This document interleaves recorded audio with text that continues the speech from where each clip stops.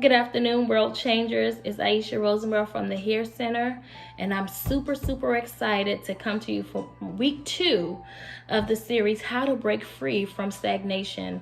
But before we get started, I would love to take a moment of silence for our brother, Gregory Floyd, who was recently brutally murdered at the hands of Minneapolis, Minnesota police officers. So if we can take a moment of silence just for him.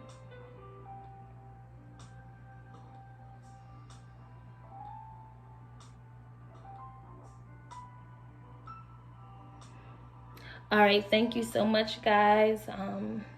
My condolences goes to him and his family from my family and also the Here Center. We pray that justice will be served. So a brief recap from last week's session. Last week we talked about the importance of positive self-talk. A lot of times when we become stagnant, it's because we're stuck in our minds, right? We find ourselves telling ourselves what we can't do. But last week we were challenged to remind ourselves of all the things that we can do, because I can imagine a lot of us are dreamers, right? Absolutely. We're all full of such vision. And you know what? I am here for it. I encourage you to go after it with no fear, right? So today, that is just the topic we will talk about, and that is fear. Fear is your body's natural response to a possible threat, which is normal. Unconsciously, our brain stores trauma. And as it stores trauma, it responds and reacts to possible threats, right? So naturally, when we are pulled over, all of a sudden we feel afraid. Why? Because of all this traumatic stuff we've heard about people and police officers. Or some of us might get touched on the arm and all of a sudden we feel afraid. And that can be stemming from maybe childhood adverse trauma that we haven't really worked through. So it's imperative that we always have that mental check-in, and also to remind ourselves of who we are despite what has happened to us. Because the reality is, the moment we're afraid to do something or move forward, the reality is 40% of the things we worry about never happens. So, that moment you feel like everybody's going to bust out laughing if I start talking, 40% of the time, it never happens. 30% are in the past and can't be helped.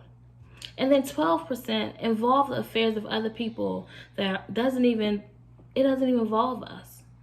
And then 10% relate to sickness or illness, either real or imagined. So the reality is only 8% of things we worried about are actually likely to happen. And honestly, I feel like the odds are in our favor. What do you think?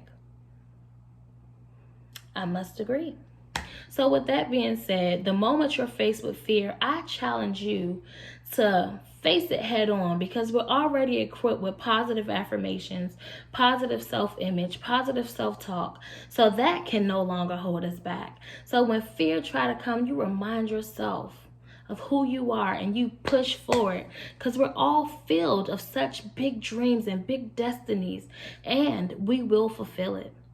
What do you think? I know you will. I definitely believe in you.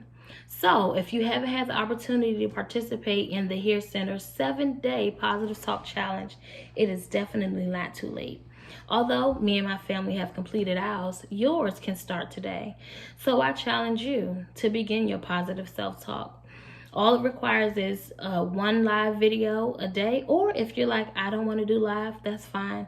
You can just do your positive affirmations and just send us a message to let us know that how it went, or if you have any questions, just to let us know. Hashtag us so we'll know you're doing it, and we can also hold you accountable, because for some reason when you have an accountability partner, you tend to see things through.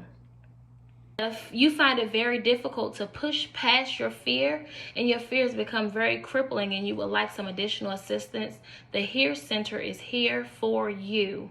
Just reach out to us at hearcenter.org and one of our licensed professionals will get back to you as soon as possible. I'm super excited to work alongside with you to help you pursue and fulfill your dreams.